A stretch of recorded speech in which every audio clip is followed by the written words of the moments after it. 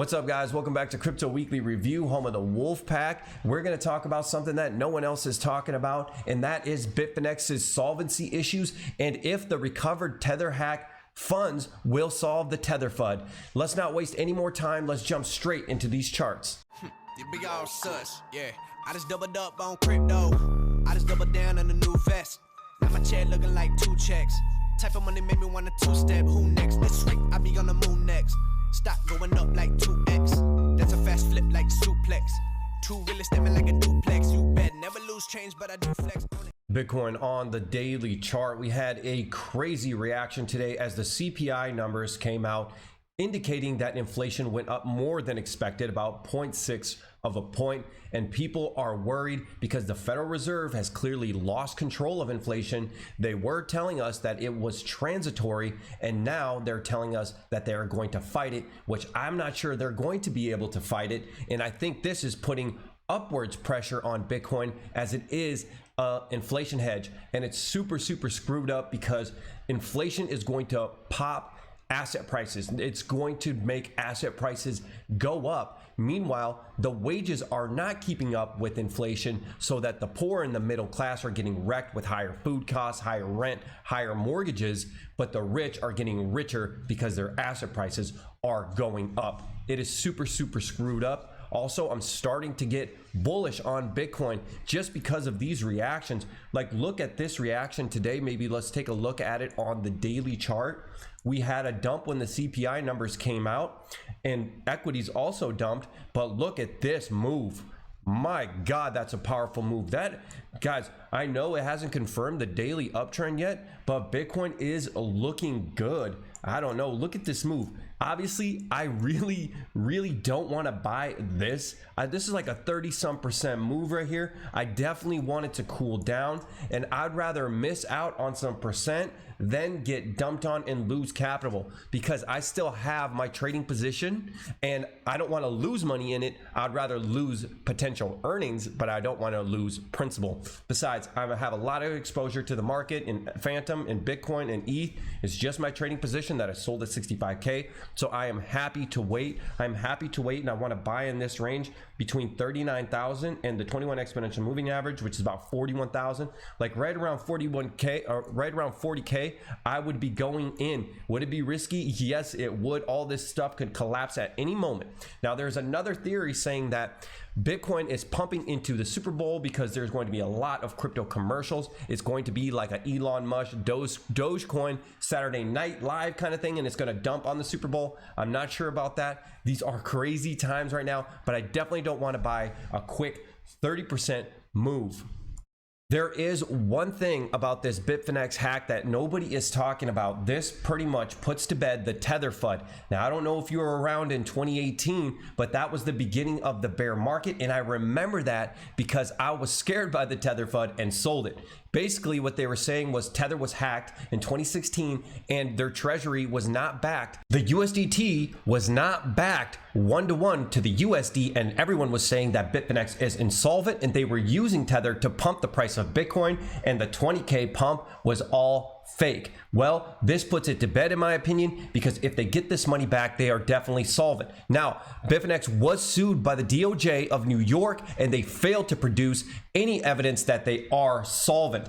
Things were going around that they are insolvent, so this puts to bed the Tether Fud, which is very bullish. In fact, the DOJ, the FBI, and Bitfinex were working together to recover these funds. Yeah, so that's one story that nobody is talking about, and I think it's bullish for crypto. As far as the self-proclaimed crocodile of Wall Street, motherfucking crocodile of Wall Street, the hackers, they're not actually hackers. They're actually just money launderers. They were trying to clean the money. The hacker is still not caught, and now these two are denied bail. So I'm kind of rooting for them. I kind of want them to get out on bail. I don't know why, but the NASDAQ took a tumble today, and so did the S&P, but Bitcoin doesn't care anymore for now. Hex on the daily chart, the Hex tightening range, it looks like it's rejecting the 200 exponential moving average and this pivot at about 21.3 cents, but holding the 21 exponential moving average. It's looking like a 50-50 shot right now. And the negative thing is it is rejecting the trend line. This long-term trend line, I've seen it drawn a bunch of different ways,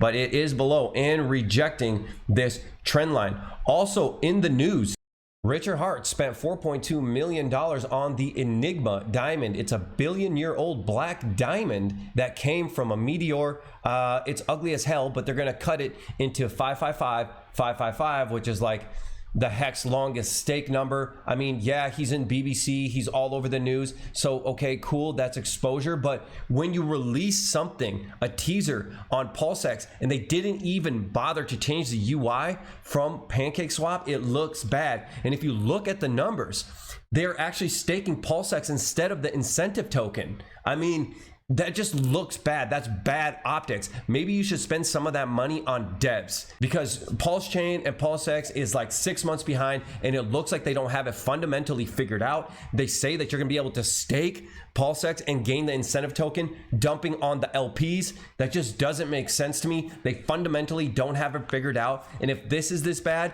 what's Pulse Chain looking like?